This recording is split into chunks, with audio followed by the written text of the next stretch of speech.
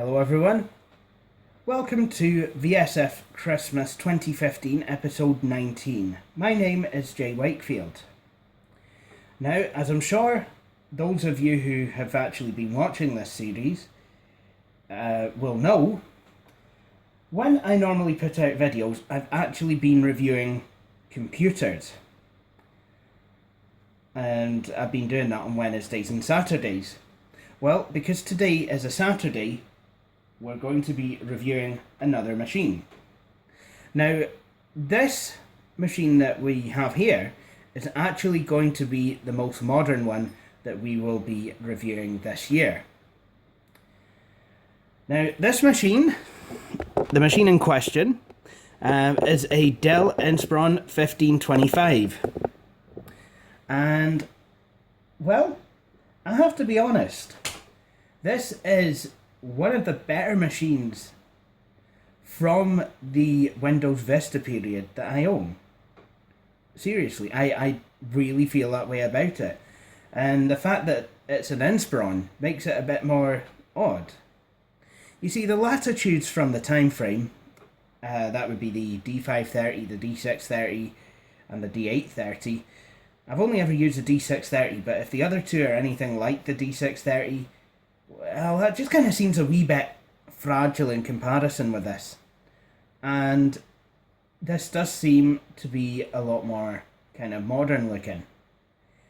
I mean, I really can't talk about things that are modern because my main use laptop is a ThinkPad. Yeah. But I mean, while the ThinkPad has aged quite well, I don't think the Dell Latitude D series have aged as well.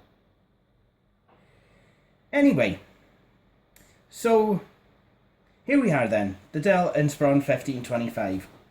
What makes it so special? Well, okay, it's got, I mean, this one came with a dual Celeron, but I upgraded it to a Core 2 Duo, 2.2 gigahertz. It has 3 gigs of RAM and a 500 gig hard disk, DVD writer drive, 15.4 inch 16 by 10 widescreen. It also has these lovely touch sensitive buttons that you know, are quite useful for doing multimedia things.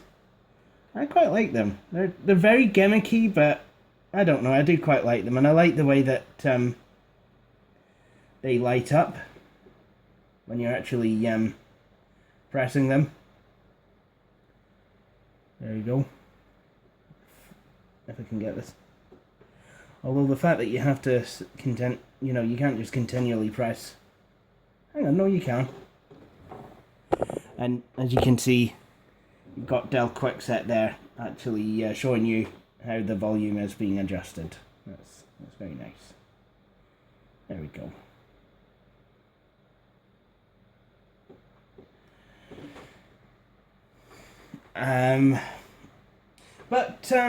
You know, let's show you in more detail what this machine has on it. So let's shut it down.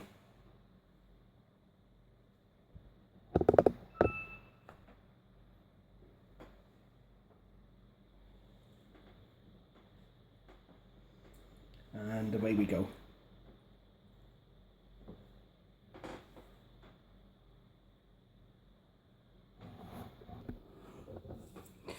Now, these machines could be ordered with, you know, different covers, and you know, I've got quite a nice, rather fetching one with go faster stripes, if you will.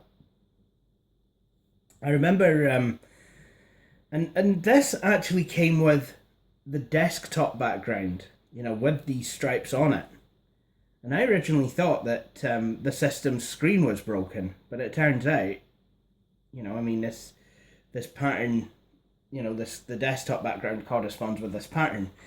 And some of you, I don't know if I can't remember if I filmed it, but you know, I showed some of you this computer with the Windows Vista image on, but I've wiped that since. But we can, you know, still have a look at the machine. It's quite funny because it's like, you know, from this angle, it looks very much like the 1545. You know, with the lid closed, and, you know, the fact that it doesn't have, you know, the fact that it's got a latch, but the fact that it's got a lip, but not a latch. But obviously when you open it, you know, you can tell it's not a 1545 and that it is in fact older than that. Anyway, so what we have here, let's have a wee butcher's at the machine. So on the left hand side we have the Kensington lock slot, two USB 2 ports, VGA out, with no screw holes, so, you know, basically your adapter can fall straight out. A lot of people don't like that design. We have Ethernet, 56k modem, and here's something that's quite good: HDMI out. And that, I believe, is something that the 1545, I'm not sure, but I don't think the 1545 has HDMI. And that was the successor to this machine, so that's quite odd. But, you know, this can be plugged into a high-definition television. And, you know, you can view it on that. Then you have the the IEEE 1394 port, Firewire. And if we take a look on the front here, you have jings. That actually looks like headphone, a specific line out cable, and a microphone cable, because it's got like two headphone sockets there. And then you have a card reader, SD, MMC and all that good stuff. Memory Stick Pro. Here, unfortunately, the lead plastic is kind of coming adrift here. You know, it's yeah, bit of a shame that. Then on the right hand side of the machine, you have oh, James, I never realised that. Yep. You have a wireless switch. And just like on the latitudes of the time, you can actually check to see if there's Wi-Fi signal in the area. Then above that, you have an express card slot. Now, express card slots are different to card bus slots. And you can tell that by the shape of this slot blank, you know, the cards are shaped differently. So, you know, you're not going to get your card bus cards fitting in there. Then you have your DVD writer. Then you've got S-Video out. And two more USB 2 ports, bringing the total up to 4. And then on the rear of the machine, you literally just kind of have the battery and a vent, an air vent. So that is the I/O for the Dell Inspiron 1525. You know, typical of its time period. You know, by this time, you know, laptop manufacturers were no longer putting ports on the back of the machines, instead choosing to put them on the sides. You know, although some did still put their ports on the back. So yeah.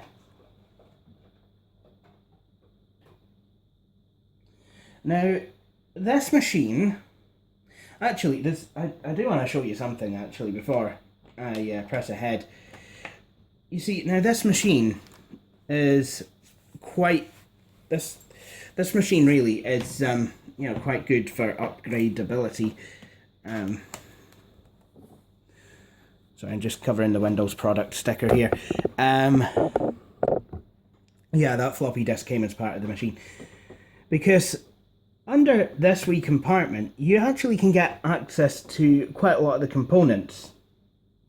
You know, things like the memory and even the processor. You don't have to completely disassemble the laptop to remove the heatsink or the processor. So, you know, I give a thumbs up to Dell for that. The hard drive can also be removed. That's in its wee caddy there. So, you know, kind of usual, kind of Dell machines, easy to service. You know, you don't have to be paring a machine down too far, you know, to be able to, you know, get parts replaced and what have you. Anyway, so that's that. But what I'm going to do now is I will plug this back in. This machine does have wireless, but I do like to use wired Ethernet now that I have it available. There we go. And we're going to switch it on and take a wee look around. Now, I must warn you, this is probably not going to be as interesting as some of my other machines, because, you know, the machine is, you know, generally, because it's so new, you know, compared with older machines. One thing I did notice about this machine when I got it was just how fast it was, even with Windows Vista. You know, I mean, that was really something to behold. And it had a lot of that speed too in Windows 7 up until, yeah, basically how it is, you install everything.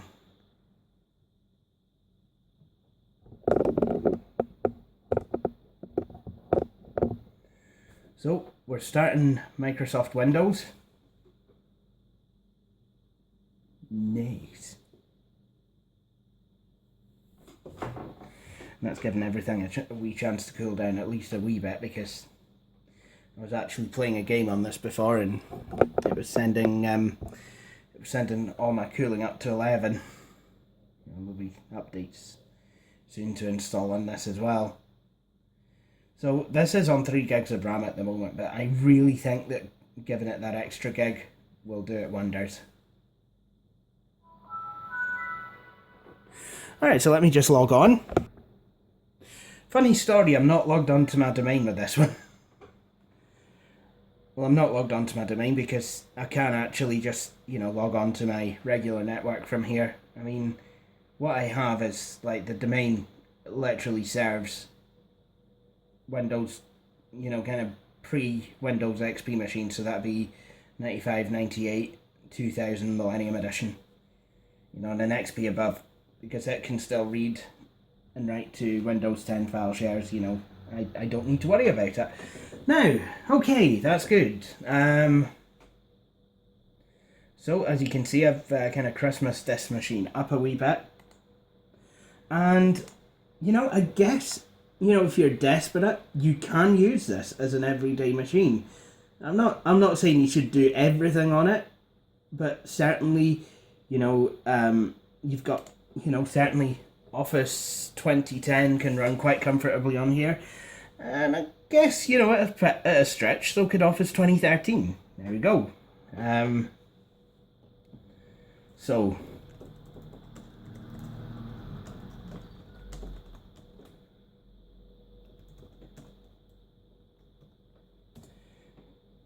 there we go. You've got that. Microsoft Office Word. So, actually, shall I tell you what we can do? Let's make some gift tags in Microsoft Publisher.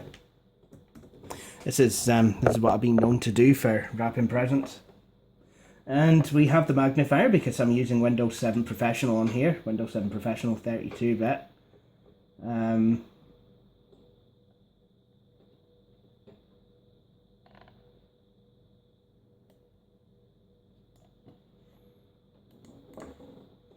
Let's see, gift tag. So basically what it's going to do now is search Microsoft Office for the thing. There we go. Oh, Halloween stickers, 24 per page. It seems that this computer's beat me to the punch with a Halloween Christmas joke. Of course, the computer's going to get Halloween mixed up with Christmas because Oct31 equals Dec 25. probably should explain that joke. I mean, every Halloween and every Christmas I do it. You know, it's like, you know, I was on Skype with Billy on October the 31st, and first thing he got out of me was Merry Christmas. And he was like, oh, that stupid joke again, Jay. Basically, Oct 31, you know, Dec 25, decimal 25, right? You know, you've got 2 10s and a 5. Is equivalent to octal or base 8 mathematics, which is equivalent, you know, 3 8s and a 1. So Oct 31 equals Dec 25. Right, I'm just going to type gift, see what comes up.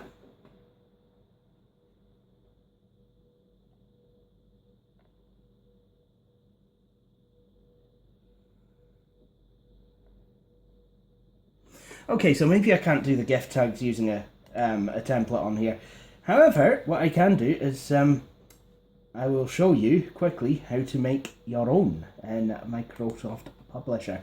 So, first of all, we want to, just for the demonstration, I'm going to say let's make 8 gift tags. So we want to do this by creating rows and columns. So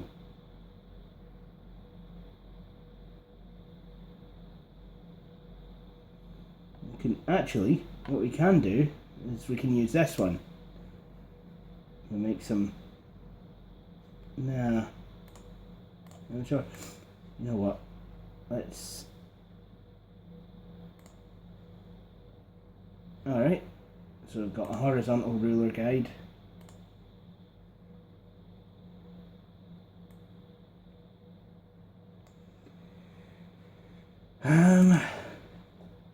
I'm sure there was a way that you used to be able to do these. I'm sure there was a way that you could do this very quickly and easily. Grid and baseline guides. Here we go. Yep. So basically we want to make 8 gift tags. So we want 2 columns and we'll go with 4 rows. And then you'll see a wee preview there of how it's done. See? And there you have it.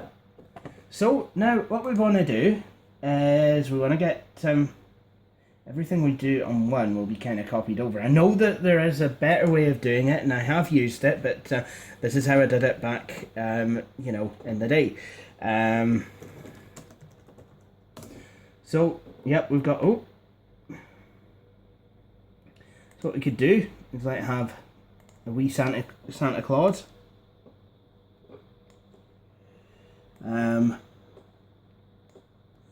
Right, okay, that's good. That's Santa Claus.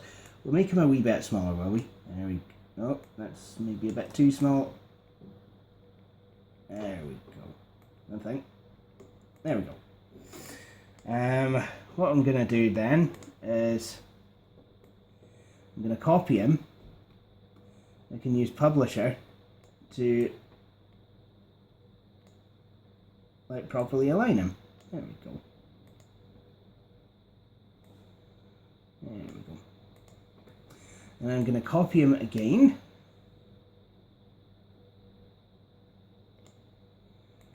Come on. Are you not going to let me? Hang on, I think I know how to cheat sheet my way through this one. Right. So what I think I can do is I can align them all together. So I know that you can do that. I know that that is a thing. So oh yeah, there we go. Align left. There you see. And then what I want to do is distribute vertically. There you go. And then I can do it's the same with these ones. Well, it might be a bit more difficult, just depends whether it's going to acknowledge the column and row guides. So what I can do is he, right, you. So what I can do again is go to align. Oh, great, it's done it. And then just to make sure, and distribute vertically. It's absolutely brilliant.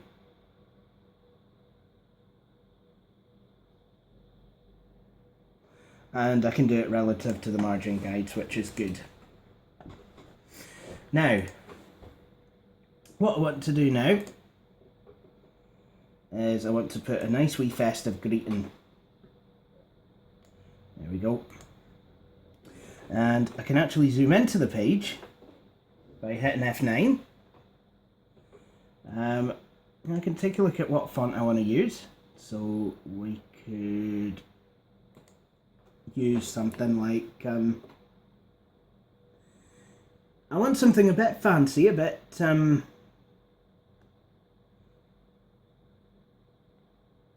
know, kind of embellish, some sort of an embellished font, but nothing too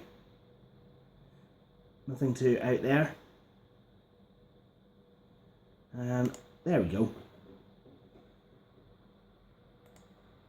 So what I'm going to do is just type absolutely nothing until I get the font size sorted. Let's go for size 40. 2, I'll leave that blank. Hang on a minute. Just give the laptop a chance to think about things. Oh, there we go. 2, such and such. Have a very Merry Christmas and a Happy New Year.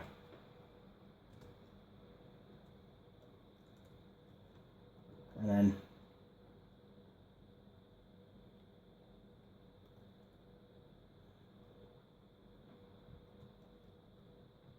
from Jay. So what I'm going to do is I will make that a nice wee festive green colour. And then we'll hit the F9 button to zoom out again. And then what we're going to do is, you know, just kind of drop these along the page.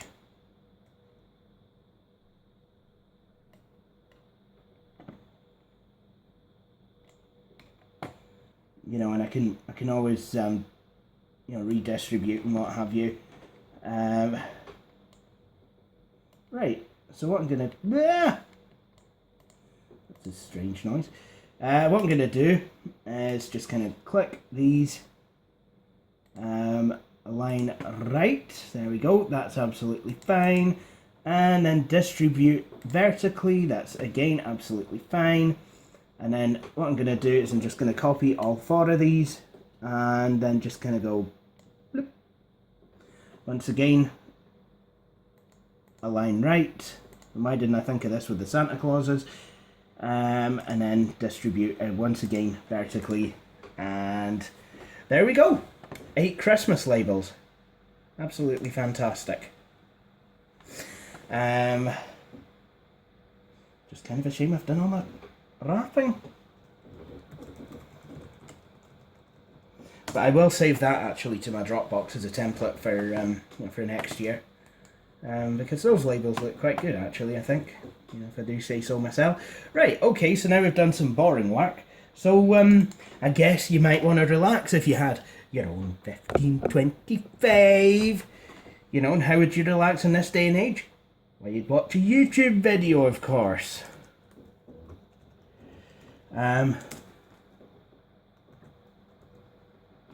You'd watch a YouTube video of your very own, well, you'd watch a YouTube video of Road Geek, of course, because you want to see what else he's done with the Packard Bell Legend 822, and oh, he also played a Gus Goes Somewhere game.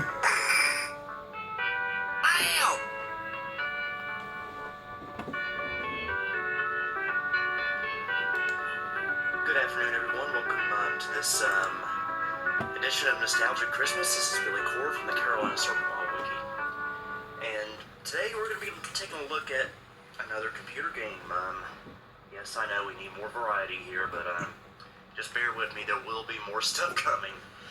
Anyway, last year on Nostalgic Christmas, we took a look at a game called Gus Goes to Cybertown, which was the first in the Gus and the Cyberbud series. Well, that seems to play absolutely fine, but let's see if we can get a video with a wee bit more movement.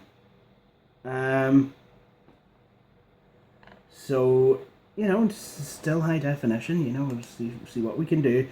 Welcome from James. Hello, this is Billy Core from the Carolina Circle Mall Wiki. Today is Tuesday, November the 3rd of 2015, and sorry for the lack of videos lately. I've been, well, quite busy. It's a bit starry there, but I apologize it's for the actually lack of computer not videos. very The noticeable. last couple of videos of mine that I It's have uploaded very have not very involved good. computers.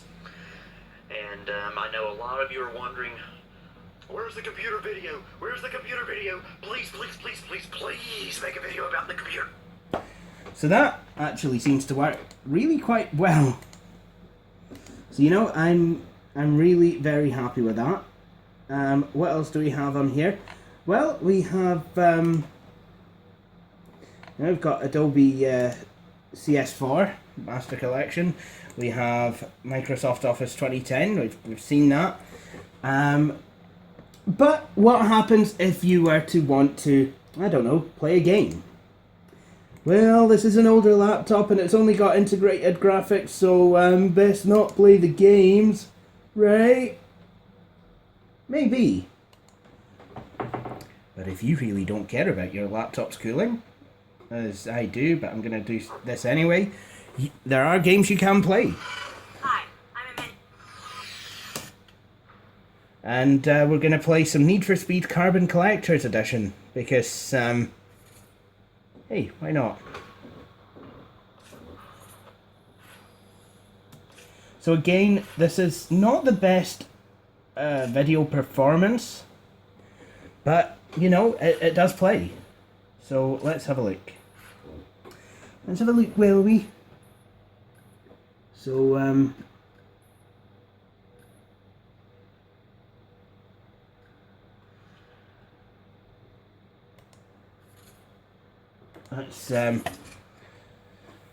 let's have a wee race on this.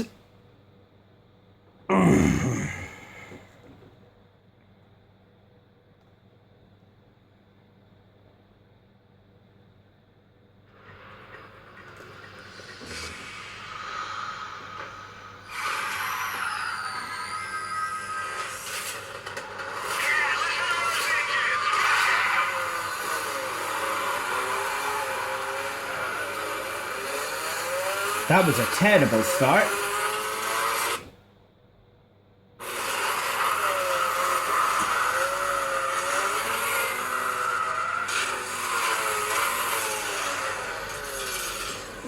Hang on, first of all, we're going to turn the volume down. And then we're going to restart and get a better start. Because that was just absolutely...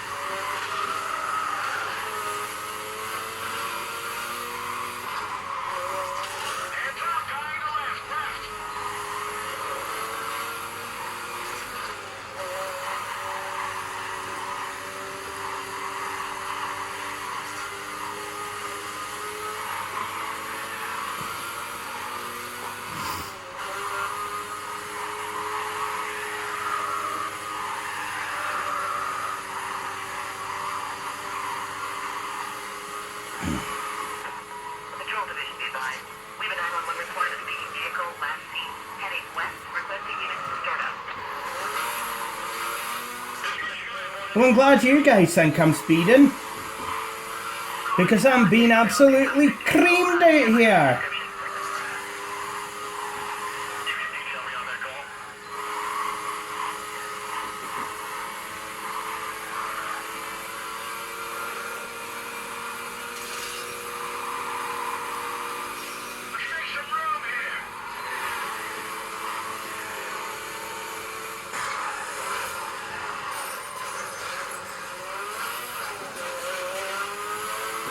James, there's spoilers all over the place. James.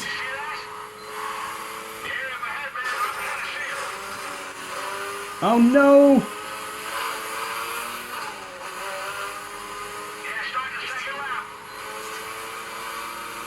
Right, well. I need some kind of a medical to catch. Oh, James. See what I mean? I find that really difficult to see, and that is a killer for me.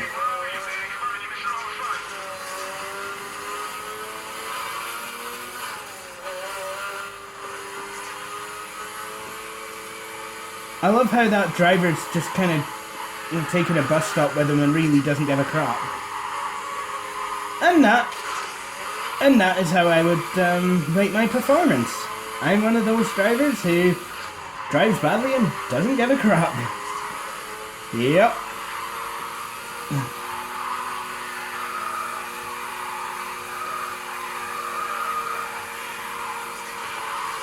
Oh my goodness.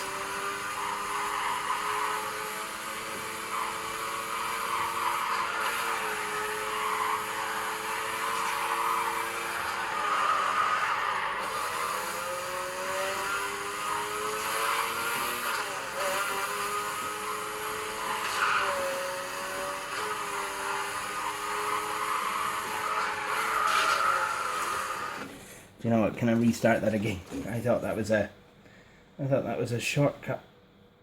Right.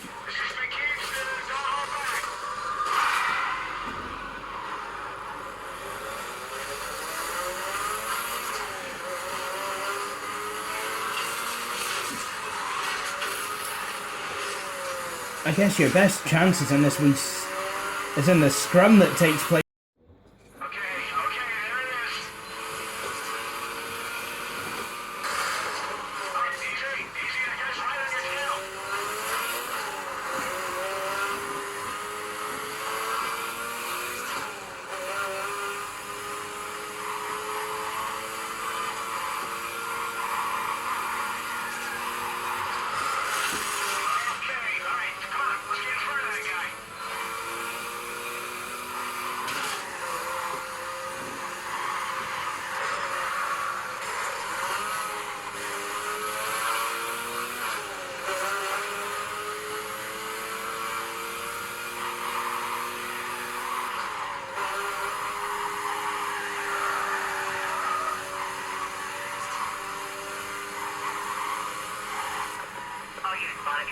Witness received a report of a code 6 vehicle heading westbound. Units in the area on non-priority call, please clear and set that way.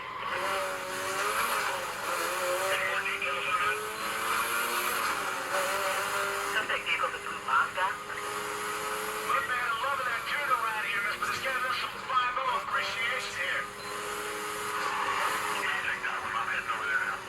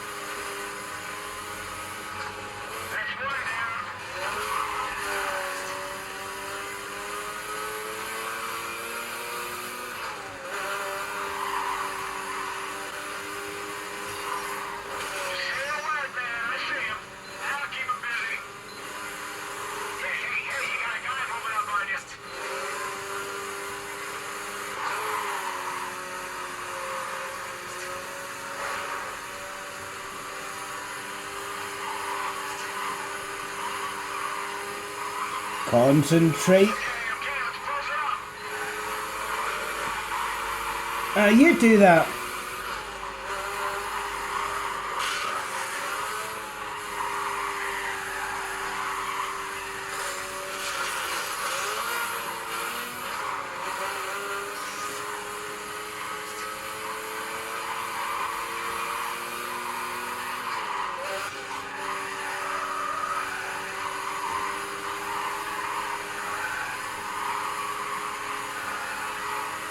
Well, for the road here, come on.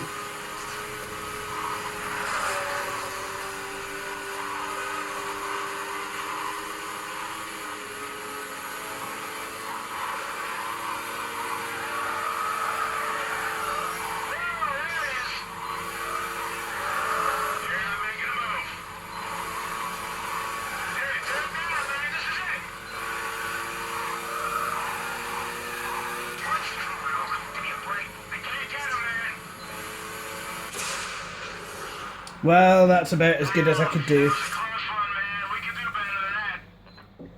Ah, jings. At least it's better than finishing 7th. Oh well. Well, really, there's not much I can do there. Seriously. Anyway, I think I will end this video here. Really sorry it's not as interesting as the last ones about that being about my computers. But I'm feeling quite tired, and yeah, I've really got to start putting in the effort now to get the last few videos done, and then I can, you know, like especially my Christmas Eve, Christmas Day kind of videos. But right, okay. So what's coming up this week? I'm hoping to do some computer board games. I'm hoping to review some computer board games, and then I'm hoping as well to, to review another computer. It's going to be another Dell, the Inspiron 6000, and then I will have something kind of nice and special for my Christmas Eve and Christmas Day videos, and they will be reviewing two fantastic computers. Anyway, that will conclude this video. I hope you've enjoyed watching this video. If you have, please feel free to subscribe to my channel. Also, please feel free to like Video Sans Frontier on Facebook and follow me on Twitter. But for the time being, I'd like to thank you for watching this video, and I hope you will all join me for my next one. Cheery bye.